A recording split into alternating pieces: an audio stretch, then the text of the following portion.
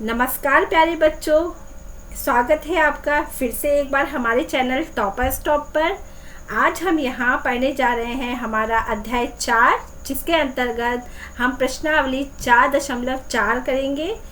4.4 प्रश्नावली पूरी तरह से त्रिभुज पर आधारित प्रश्नावली है, इसलिए उसे शुरू करने से पहले हम थोड़ा सा त्रिभुज के बारे में जान लेते हैं, जिससे आपको इस प्रश्नावली को समझने में बहुत ज़्यादा सहायता मिलेगी। तो चलिए पहले हम समझते हैं कि त्रिभुज है क्या। आइए एक बार हम देखते हैं त्रिभुज क्या है। 3 भुजाओं वाली बंद आकृति त्रिभुज कहलाती है। एक बार बच्चों हम कुछ आकृतियों पर नज़र डालते हैं। देखिए आपके सामने ये 3 आकृतियाँ आई हुई हैं। इसमें हम पहली आकृति देखते हैं। पहली आकृति ये हमारा ए और बी यहाँ तक है। आप ध्यान से देखें तो ये एक रेखाखंड से बनी हुई आकृति है। मैंने अभी आपको बताया कि त्रिभुज हमेशा 3 भुजाओं से बनी हुई आकृति होती है। तो क्या ये पहली वाली आकृति एक त्रिभुज हो सकती है? इसका उत्तर होगा नहीं। पहली आकृति एक त्रिभुज नहीं हो सकती, क्योंकि ये केवल एक रेखाखंड है। अब हम दूसरी आकृति की तरफ चलते हैं। दूसरी आकृति देखिए, ध्यान से देखने पर ये एक AB और CD 2 रेखाखंडों से बनी हुई आकृति है। अभी आपको याद होगा, मैंने अभी पढ़ा कि 3 रेखाखंडों से बनी हुई बंद आकृति एक त्रिभुज होती है। अब आप ध्यान से देखें तो ये केवल 2 रेखाखंड हैं, रेखाखंड AB और CD। तो इससे बनी हुई एक आकृति कभी भी एक त्रिभुज नहीं हो सकती। आइए हम तीसरी आकृति की तरफ ध्यान देते हैं। तीसरी आकृति हमारी ये 3 भुजाओं से बनी हुई आकृति है। ध्यान से देखें, इसमें AB एक रेखाखंड है, CD दूसरा रेखाखंड है और E और F ये एक तीसरा रेखाखंड है। 3 रेखाखंड है, बिल्कुल सही। 3 रेखाखंड होने चाहिए त्रिभुज में भी। यहाँ भी 3 रेखाखंड है, परंतु क्या ये एक बंद आकृति है? बिल्कुल भी नहीं, ये एक बंद आकृति नहीं है। तो चलिए, क्या ये एक त्रिभुज हो सकता है? तो इसका उत्तर हम अपनी डेफिनेशन यानी इसकी परिभाषा से देखते हैं। 3 भुजाओं वाली बंद आकृति त्रिभुज कहलाती है। क्या ये तीसरी आकृति एक बंद आकृति है? ध्यान से देखें तो उसका उत्तर होगा नहीं, ये एक बंद आकृति बिल्कुल भी नहीं है। क्योंकि आप ध्यान से देखें तो इस आकृति का ये हिस्सा एक खुला हुआ हिस्सा है, तो ये एक त्रिभुज नहीं हो सकता। पहली आकृति भी एक त्रिभुज नहीं है, दूसरी आकृति भी एक त्रिभुज नहीं है और हमारी तीसरी आकृति भी एक त्रिभुज नहीं हो सकती। आइए फिर त्रिभुज है क्या? 3 भुजाओं वाली बंद आकृति त्रिभुज कहलाती है। वास्तव में ये सबसे कम भुजाओं वाला बहुभुज होता है। हम अब एक और आकृति की तरफ नज़र डालते हैं। तो इस आकृति को आप ध्यान से देखिए। इसमें आपको 3 रेखाखंड दिखाई देंगे, रेखाखंड AC, AB और BC। ये 3 रेखाखंड से बनी हुई आकृति है और इसमें कहीं भी आपको खुलापन नहीं दिखाई देगा, यानी ये तीनों तरफ से बंद आकृति है। तो ये बंद आकृति है और 3 रेखाखंडों से बनी हुई आकृति है, इसीलिए ये एक त्रिभुज है। मेरे हिसाब से आपको अब पता चल चुका होगा कि त्रिभुज होता क्या है। इसीलिए इसकी हम एक बार इस अपनी आकृति की तरफ देख सकते हैं कि ये एक आपको त्रिभुज यहाँ पर दिखाई दे रहा है। आइए एक बार इस आकृति की तरफ हम थोड़ा सा ध्यान देते हैं कि इस त्रिभुज की कितनी भुजाएं हैं। इस त्रिभुज की 3 भुजाएं हैं, यानी AB, BC और AC। कोण BAC, BCA और कोण ABC। इसमें 3 कोण हैं, जैसा कि आप इसमें देख सकते हैं। एक ये कोण, एक ये कोण और एक ये कोण।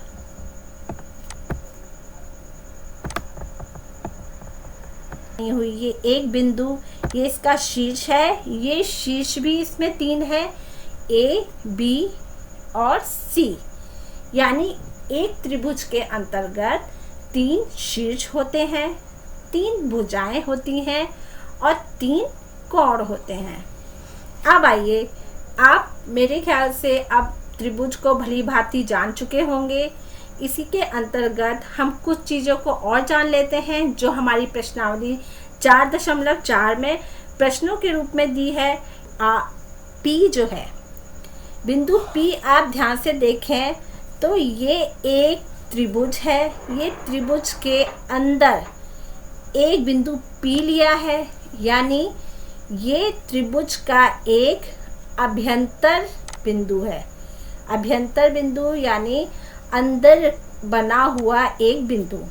उसके अलावा आप बिंदु R को देखिए। R बिंदु इस आकृति से बाहर, यानी बाहर के क्षेत्र में बना हुआ बिंदु है। तो ये इसके बहिर्भाग में, यानी बाहर के भाग में बना हुआ एक बिंदु है। और Q बिंदु देखें तो ये एक त्रिभुज के ऊपर बना हुआ बिंदु है। तो इस आकृति से आपको इसके अभ्यंतर बिंदु के बारे में पता चलता है, जैसा कि बिंदु P इसके बहिर्भाग में बना हुआ बिंदु यानी बिंदु R, और इसके इस त्रिभुज के ऊपर बना हुआ बिंदु यानी बिंदु Q। बिंदु Q ना तो त्रिभुज के अभ्यंतर भाग में है और ना ही त्रिभुज के बाह्य भाग यानी बहिर्भाग में है। ये त्रिभुज के ऊपर बना हुआ बिंदु है। आपको मैं ये सब चीज़ें इसलिए बता रही हूँ क्योंकि आगे प्रश्नावली 4.4 में इसी तरह के प्रश्नों को पूछा गया है। आइए हम अपनी प्रश्नावली की तरफ चलते हैं। प्रश्नावली 4.4 अंतर्गत हमारा पहला प्रश्न है, त्रिभुज ABC का एक रफ चित्र खींचिए। इस त्रिभुज के अभ्यंतर में एक बिंदु P अंकित कीजिए और उसके बहिर्भाग में एक बिंदु Q अंकित कीजिए। बिंदु A इसके अभ्यंतर में स्थित है या इसके बहिर्भाग में स्थित है। आप ध्यान से इस प्रश्न को देखिए। इस प्रश्न में आपको 4 चीज़ें करने के लिए कहा गया है। पहला है कि त्रिभुज ABC का एक रफ चित्र खींचना है सबसे पहले।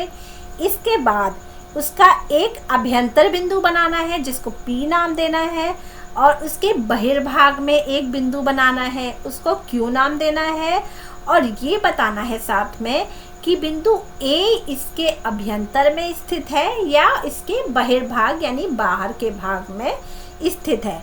तो चलिए पहले से इस प्रश्न को थोड़ा सा समझ लेते हैं।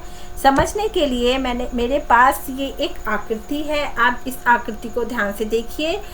इसमें जो रेड यानी लाल कलर से जो लाइनें खींची गई हैं, ये हमारी सारा अभ्यंतर भाग जो है वो कहलाता है। इस अभ्यंतर भाग में आप कहीं भी कोई भी बिंदु P ले सकते हैं।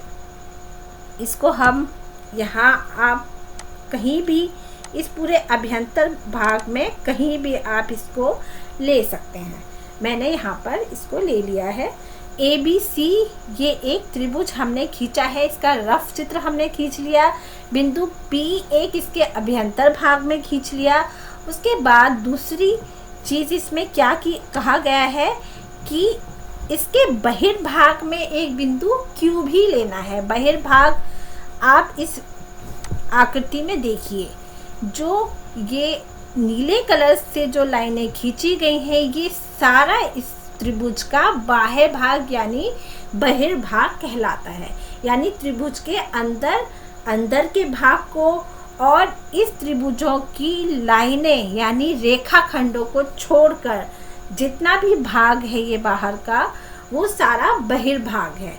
अब आपको एक बिंदु Q लेना है जो इसके बहिर्भाग में हो, यानी इस नीले रंग के किसी भी पोर्शन में आप किसी भी जगह पर आप बिंदु Q स्थित कर सकते हैं।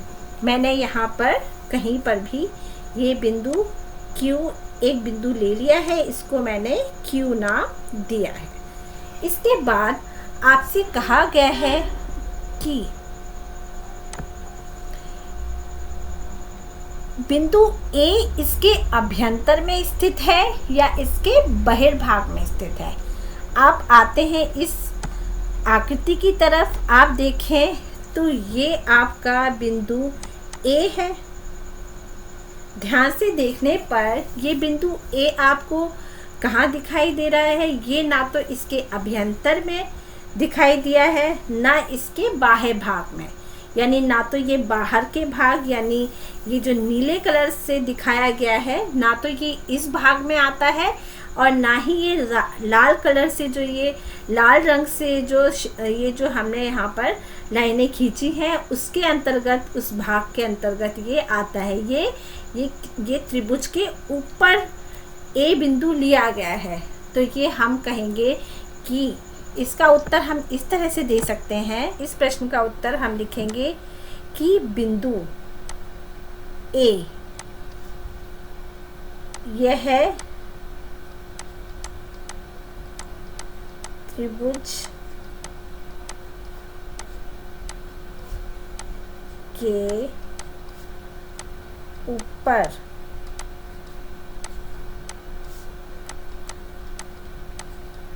स्थित है। चलिए आइए, अब ये प्रश्न मेरे ख्याल से आपको समझ आ गया होगा। अपने प्रश्न संख्या 2 की तरफ चलते हैं। प्रश्न 2 हमारा कई भागों में विभक्त है। इसे हम एक एक भाग करके हल करेंगे और इसको एक एक भाग करके समझेंगे। पहला भाग यानी ए भाग हमारा क्या कहता है? पहले ए भाग की तरफ चलते हैं कि संलग्न आकृति में 3 त्रिभुजों को पहचानिए। संलग्न आकृति में मतलब कि संलग्न आकृति, ये आकृति ए बी सी, ये एक त्रिभुज है। इसके अंतर्गत हमें 3 त्रिभुजों को पहचानना है। ध्यान से देखने पर आपको यहाँ पर 3 त्रिभुज दिखाई देंगे। मैं आपको बताती हूँ, त्रिभुज ए बी और सी। एक ये त्रिभुज है, त्रिभुज ए बी सी। इसके बाद त्रिभुज एक ए बी डी, एक ये त्रिभुज हो सकता है ए बी डी। इसके बाद त्रिभुज ए डी सी, एक ये त्रिभुज हो सकता है। तो इस तरह से इस आकृति में हमें 3 त्रिभुज जो है दिखाई देंगे। त्रिभुज ए बी सी, त्रिभुज पहला है त्रिभुज ए बी सी, जो कि ये बड़ा त्रिभुज है, त्रिभुज ए बी और सी। ये बड़ा हुआ त्रिभुज हमारा त्रिभुज ए बी सी। दूसरा त्रिभुज हमारा होगा त्रिभुज ए बी डी, जो ये एक लंब डालने से बनाया हुआ त्रिभुज है। तो त्रिभुज ए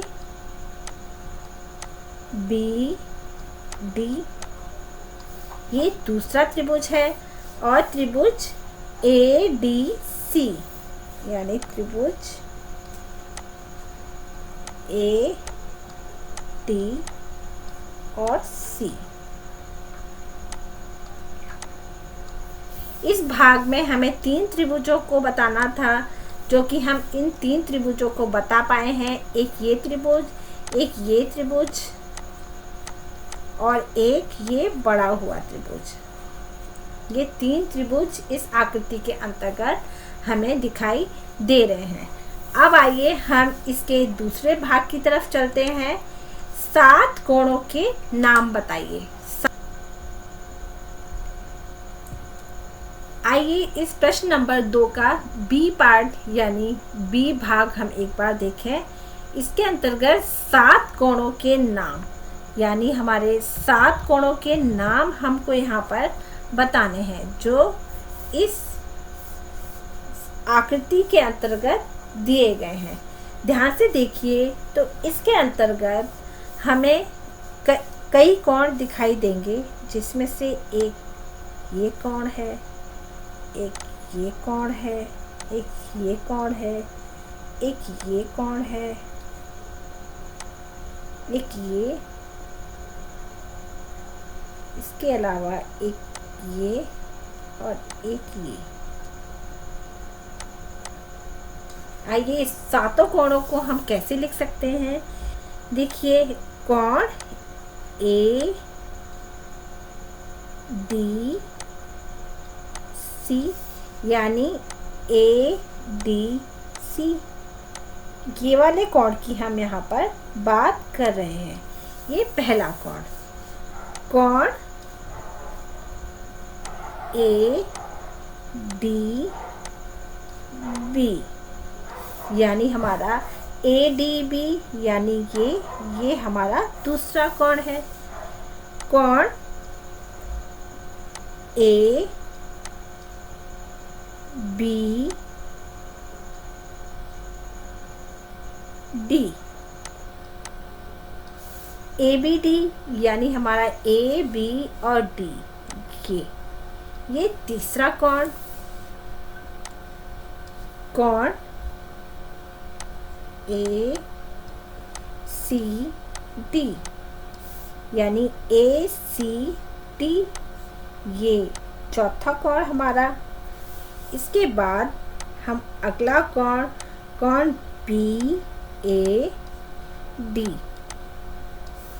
बी ए डी, यानी हमारा बी ए डी, ये हमारा पांचवा कोण है। कोण सी ए डी, यानी इस आकृति में कोण सी ए डी, यानी ये हमारा 6th कोण है। 6th कोण के बाद हमारा 7वां, यानी छठे कोण के बाद हम कोण बी ए सी, यानी ये पूरा वाला कोण बी ए सी, यानी ये पूरा 7वां कोण हमारा यहाँ पर लिया गया है। तो इस तरह से इस आकृति के अंतर्गत हमें 7 कोण प्राप्त होते हैं। उन 7 कोणों के नाम यहाँ पर हमने लिख दिए हैं, यानी इस प्रश्न के उत्तर के अंतर्गत हम इन कोणों को, जिन कोणों को हमने लिखा है वो यहाँ पर हमें दिखाई देने चाहिए। आइए हम अपने तीसरे भाग की तरफ चलते हैं। तीसरा भाग हमारा भाग सी है।